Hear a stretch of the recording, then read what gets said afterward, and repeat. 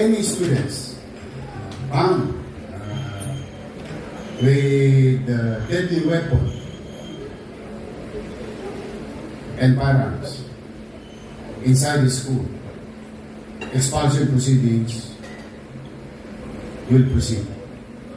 And when you are expelled in the public school, 104 of it, 100 plus of it, owned and operated both by DepEd and City of Manila. Hindi ka na magpag-aaral. Sa Manila.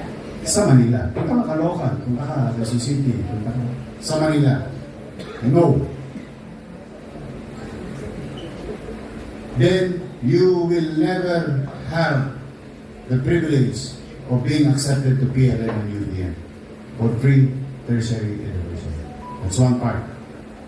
Second part, if you are involved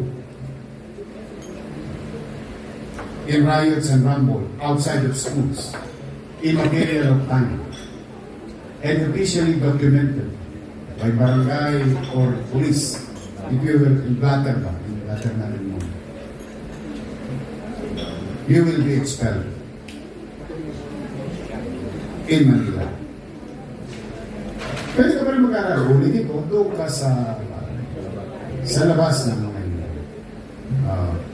Third, if you were reported officially